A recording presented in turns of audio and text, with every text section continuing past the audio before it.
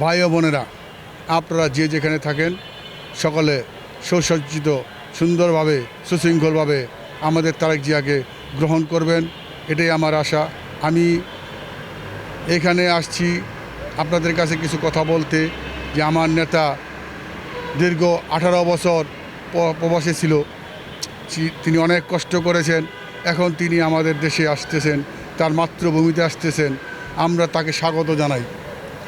আমরা দীর্ঘ দিন কষ্ট করে জেল জুলুম খেটে মামলা হামলা নির্যাতিত হয়ে এই দেশকে স্বাধীন করেছি, এই দেশকে স্বৈরাচার মুক্ত করেছি।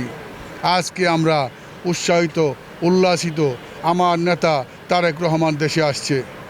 আমরা আগামীতে জনাব তারেক রহমানকে নিয়ে এই বাংলার মাটিতে সুন্দর একটি দেশ গড়ব, এই আশা ব্যক্ত করে আমি জাহিদ হোসেন বিপ্লব, প্রত্যেকত প্রবাসী দলের ঢাকা বিভাগের সাংগঠনিক সম্পাদক এবং পাশাপাশি বাংলাদেশ জাতীয়তাবাদী মৎস্যজীবী দলের ঢাকা মহানগর দক্ষিণের যুগ্ম আহ্বায়ক। আমি 2014 সাল থেকে নির্যাতিত শুরু হয়েছে আমার উপর নিপীড়ন নির্যাতন। আমি 2015 সালে অ্যারেস্ট হই, সেই ওখানে প্রায় 3 মাস জেলে ছিলাম। 2018 সালে 7ই অক্টোবর আমাকে অ্যারেস্ট করা হয়। আমার 7ই অক্টোবর অ্যারেস্ট করা হওয়ার পরে আমাকে জেল খাটতে হয় প্রায় 3 মাস। কিন্তু একটা দুঃখের বিষয় আপনাদের আমি বলি, আমি যখন 2018 সালে ছিলাম, ওই সময় আমার মাটা মারা যায়, হার্ট অ্যাটাক করে মারা যায়। আমি এই দোষরটা আমি আপনাদের কাছে এই বিচারটা দিয়ে রাখলাম। এই দোষীটা একমাত্র শেখ হাসিনা, তার জন্য আমার মা মারা গেছে। ওই 18 সালে যদি আমাকে অ্যারেস্ট না করা হতো, আমার মার এই মৃত্যুটা হতো না। এবং 18 সালের 27 নভেম্বর যখন আমার মা মারা যায়, আমি তখন জেলে, আমাকে প্যারোলও দেওয়া হয় নাই।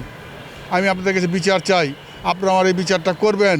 আগামী দিনে বিএনপি ক্ষমতা আসে, আমি আমার এই ব্যক্তরা তুলে ধরবো, আপনারাও আমার সাথে একটু ঐক্যমত হয়ে এই আওয়াজটা দিবেন, যাতে আমি না, এই বাংলাদেশের লক্ষ লক্ষ নেতাকর্মী তাদের মা হারা, বাপ হারা, ভাই হারা, বোন হারা অনেক কষ্ট নির্যাতন সহ্য করে এখন আমাদের এখানে টিকে আছেন। আমি এই কথাটা আপনার কাছে বলতে চাই, আপনাদের ঘরে ঘরে পৌঁছে দিতে চাই। আমার এই জিনিসটা দেখবেন। এবং আমার বাড়িঘর ভাঙচুর করা হয়েছে, আমাকে দিনের পর দিন বাড়িতে থাকতে দেয় নাই।